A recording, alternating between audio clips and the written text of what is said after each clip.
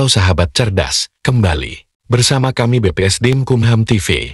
Kami informasikan bahwa pagi ini BPSDM Hukum dan HAM telah melaksanakan kegiatan apel pagi. Petugas apel pada pagi ini, Senin tanggal 29 Juli tahun 2024, dari jajaran Pusat Pengembangan Pelatihan Fungsional dan HAM, dan selaku petugas pengibar bendera berasal dari Taruna Politeknik Ilmu Pemasyarakatan. Sahabat cerdas, apel pagi diikuti oleh seluruh pegawai BPSDM Hukum dan HAM, pegawai dan taruna Politeknik Imigrasi, pegawai dan taruna Politeknik Ilmu Pemasyarakatan, peserta pelatihan, serta PPNPN di lingkungan BPSDM Hukum dan HAM. Selaku pembina apel pagi ini, yaitu Kepala BPSDM Hukum dan HAM, Bapak Rasilu. Berikut liputannya. Amanat pembina apel. Untuk amanat, istirahat di tempat. Gerak. Bismillahirrahmanirrahim. Assalamualaikum warahmatullahi wabarakatuh.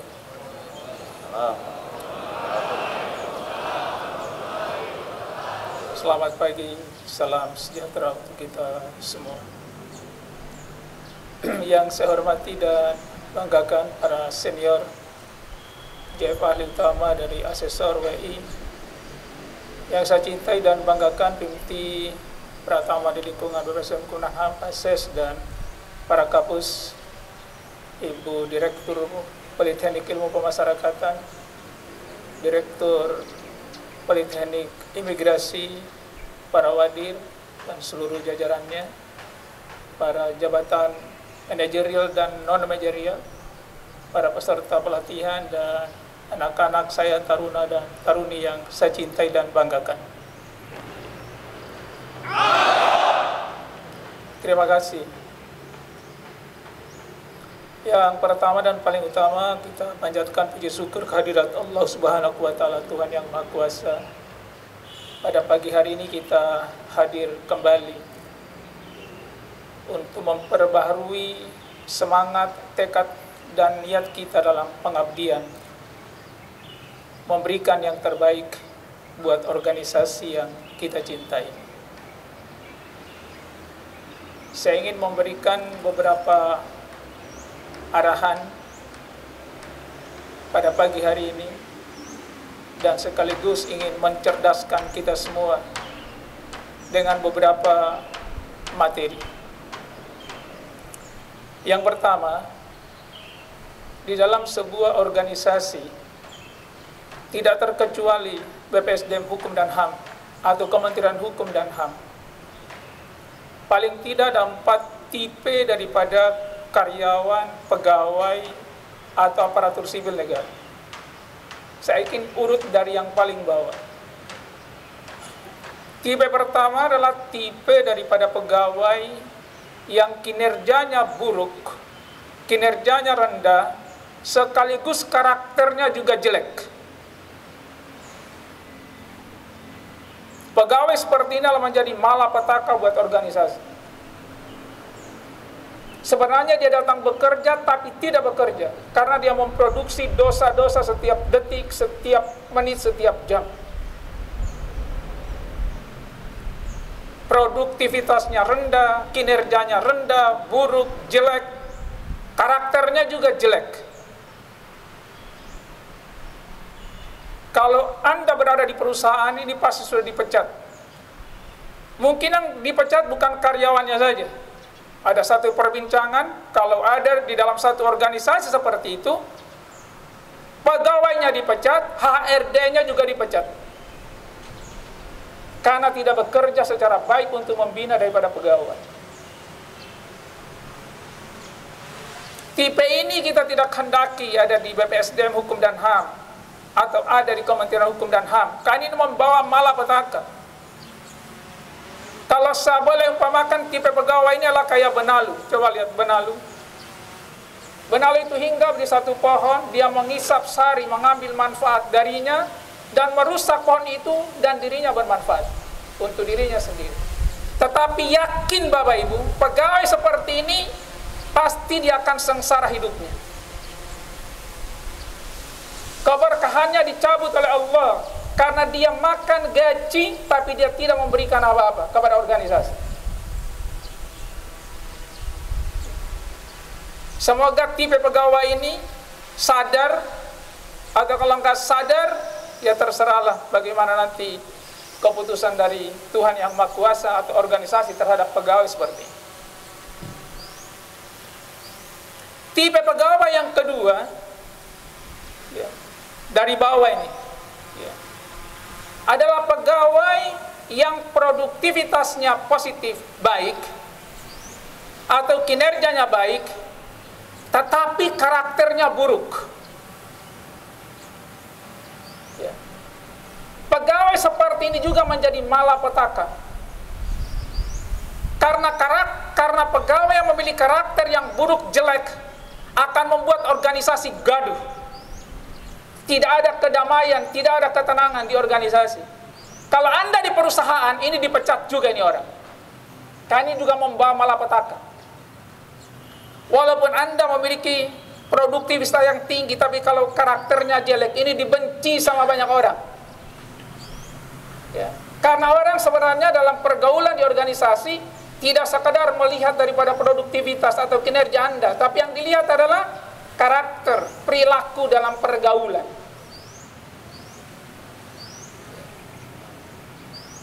Kita tidak hendaki tipe pegawai seperti ini juga. Ya. Kalau ada di organisasi. Tetapi kalaupun boleh, pegawai seperti ini perlu diberikan motivasi atau personal coach untuk dia memperbaiki karakter dia, perilaku dia yang jelek, yang negatif itu. Maka itulah kemudian kenapa di dalam satu bait pertama dari Mars BPSDM Hukum dan HAM, di situ ada memperkuat motivasi dan memperhalus perasaan supaya budi pekertinya semakin baik. Kita ingin mengelahirkan aparatur sipil negara, termasuk anak-anak saya taruna-taruni ketika nanti berkecimpung masuk dalam dunia kerja, ya, tidak menjadi tipe pertama dan tipe kedua. Tipe yang ketiga, ya, dari bawah tadi, adalah tipe pegawai yang karakternya bagus, tetapi produktivitasnya rendah. Karakter pegawai seperti ini kalau di perusahaan masih dipertahankan. Apa yang harus dilakukan oleh perusahaan terhadap pegawai seperti ini? Ya, diberikan training, team building, di coach juga dia, dan lain-lain sebagainya, supaya produktivitasnya meningkat. Karena pegawai dengan tipe seperti ini insya Allah masih disayang sama Tuhan Yang Maha Kuasa. Karena dia punya akhlak yang baik, punya perilaku yang baik, walaupun adalah kinerjanya relatif lebih rendah.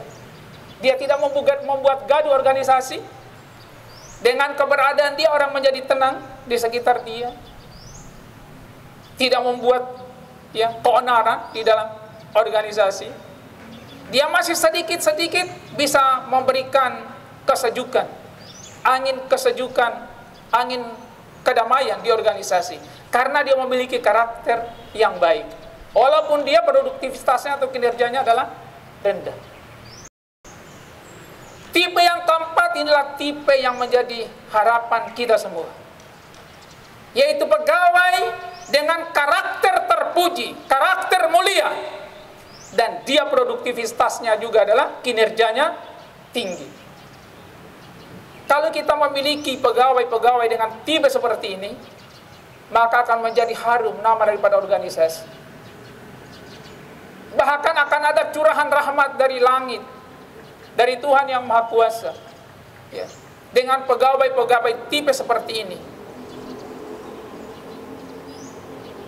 Maka mari kita bersama-sama mengintrospeksi diri masing-masing.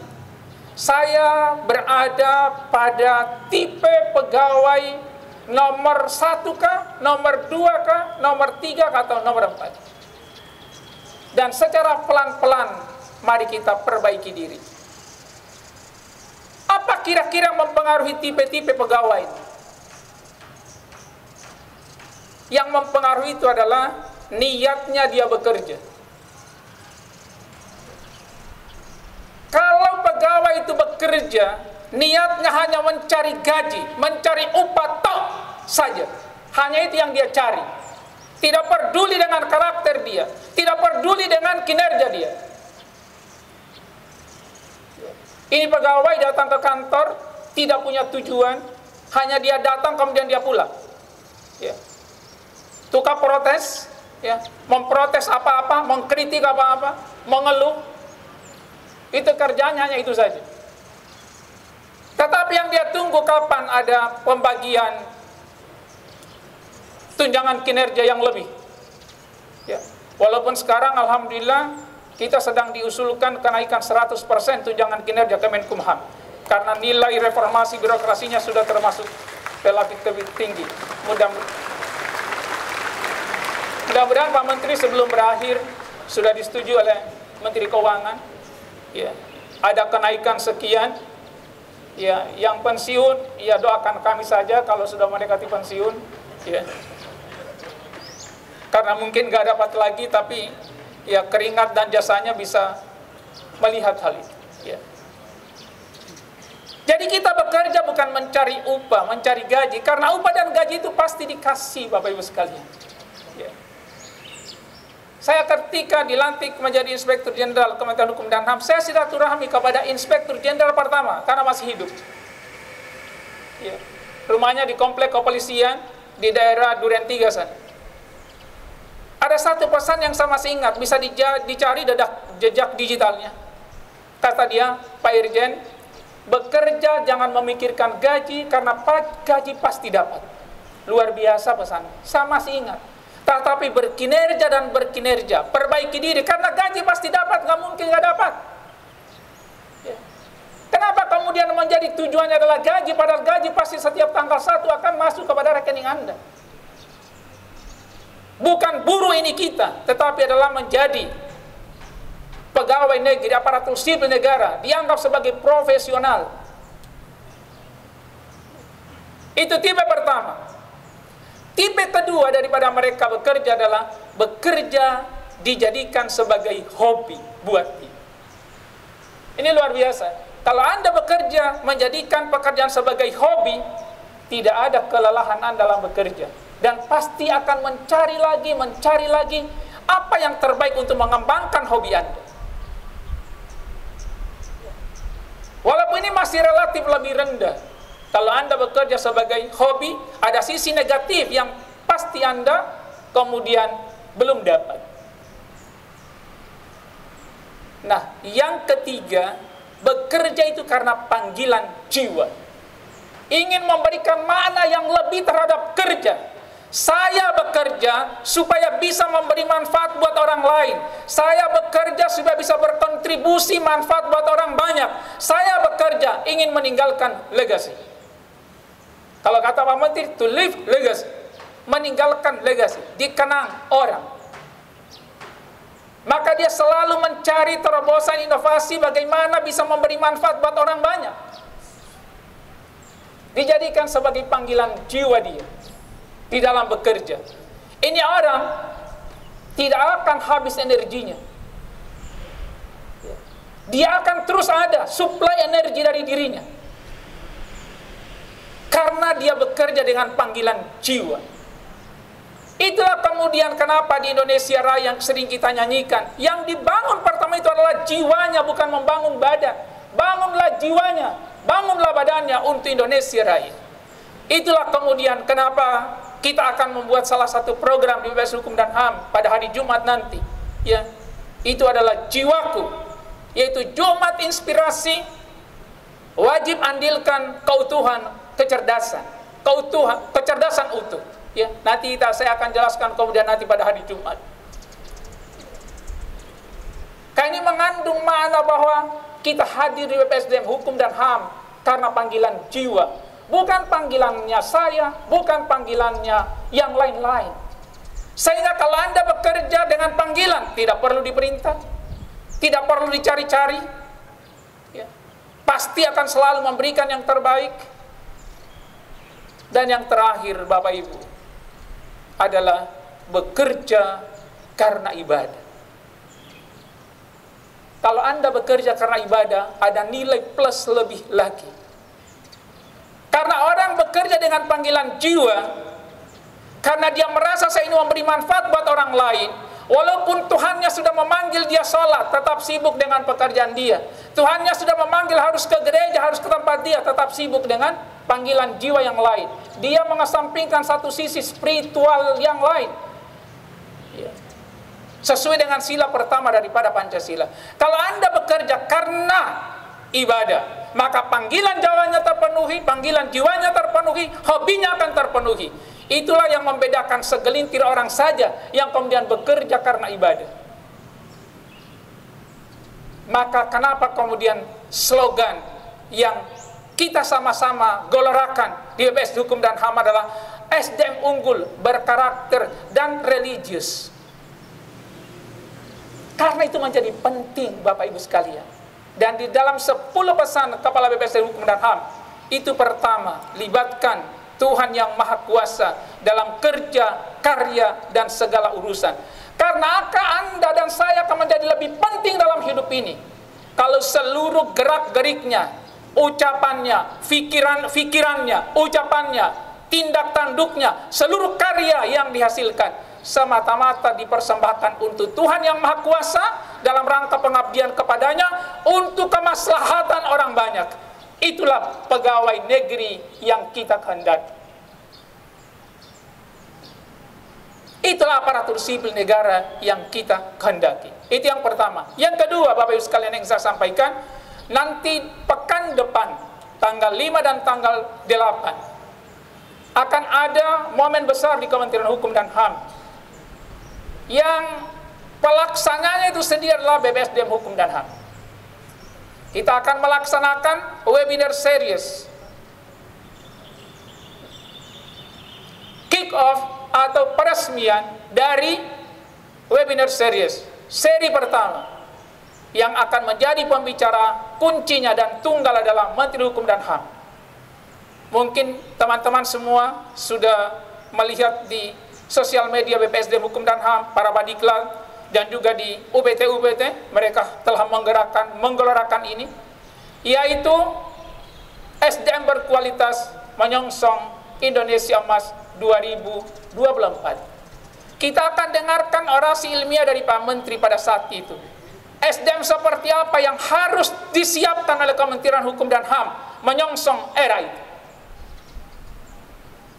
Dan harus kita tindak lanjuti di BPSDM Hukum dan HAM sebagai penyelenggara pengembangan kompetensi dan penilaian kompetensi.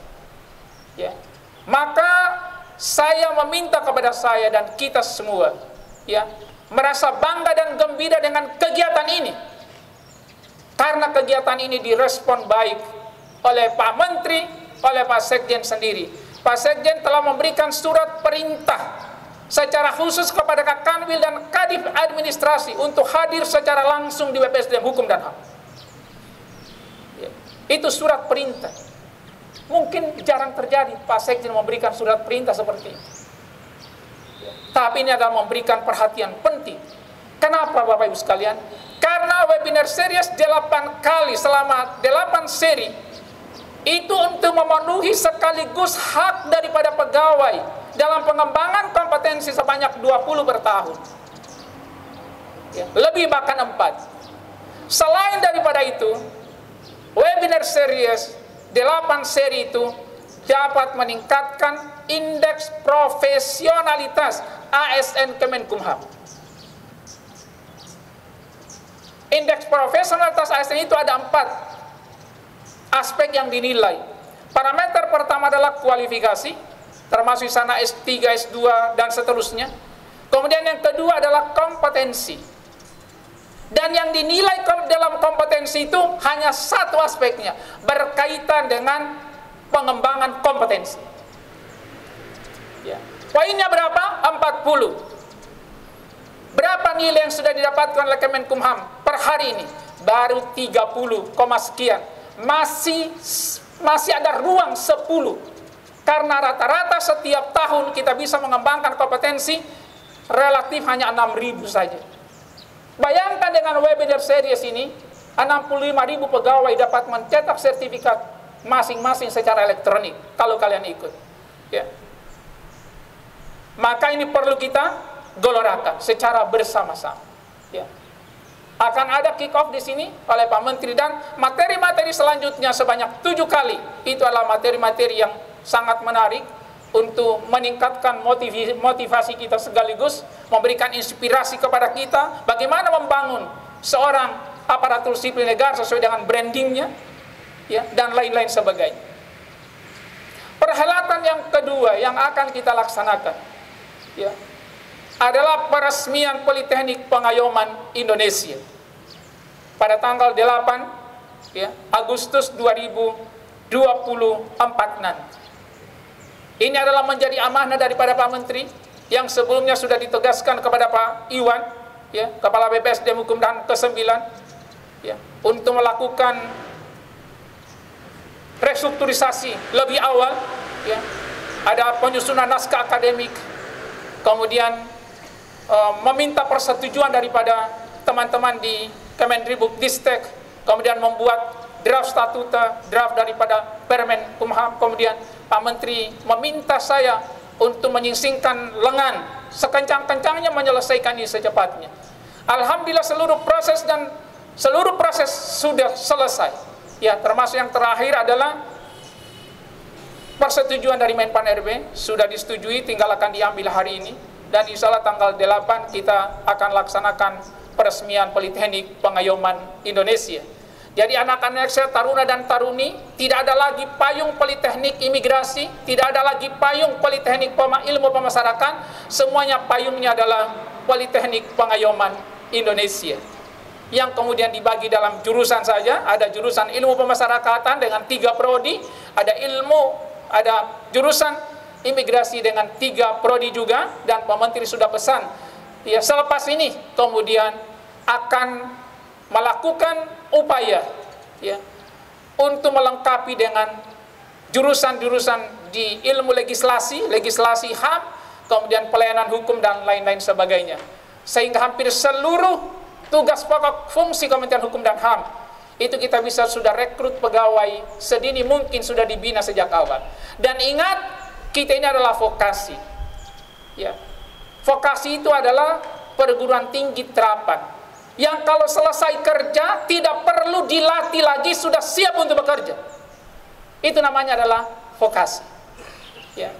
Maka saya sudah minta juga kepada Pak Dirjen Imigrasi untuk kita dibantu membangun laboratorium. Bagaimana nanti setiap anak-anak di imigrasi selepas lulus dari situ sudah bisa mencetak paspor, sudah bisa mengambil gambar, berwawancara, membuat BAP wawancara. Kalau ada paspor yang hilang seperti apa, dan seterusnya dan seterusnya. Karena kalian adalah vokasi, tidak perlu lagi dididik. Selesai pendidikan, selesai di wisuda, sudah siap matang. Itulah namanya vokasi. Ini ilmu terapan, bukan lagi teori. Maka saya sudah menugaskan Pak Ses dengan yang lain untuk melakukan juga perombakan daripada kurikulum. Yang 60% atau 70% adalah praktek dan sisanya adalah teori. Itulah kodrat daripada vokasi. Ya, jangan sampai terbalik.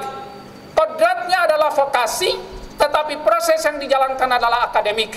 Sementara sekarang sudah beralih, kodratnya adalah akademik, prosesnya adalah vokasi. Karena yang siap diterima di dunia kerja adalah mereka yang memiliki keahlian, bukan pengetahuan tok saja. Ya, saya kira itu mari kita sambut baik, ya, 2 event yang besar yang akan dilaksanakan ke depan oleh BPSDM Hukum dan HAM. Semoga Allah Subhanahu wa taala, Tuhan yang Maha Kuasa, meridai seluruh langkah-langkah kita, membuat lancar, mudah daripada seluruh proses pelaksanaan dari 2 kegiatan yang besar ini. Terima kasih. Wassalamualaikum warahmatullahi wabarakatuh.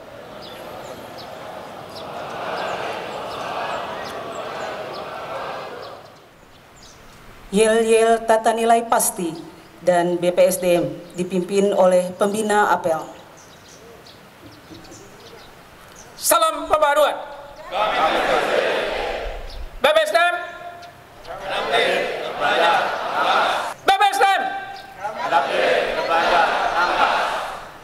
BPSDM. Terima kasih atas semangatnya. Sahabat cerdas, demikian info BPSDM Kumham TV hari ini, semoga bermanfaat. Salam adaptif.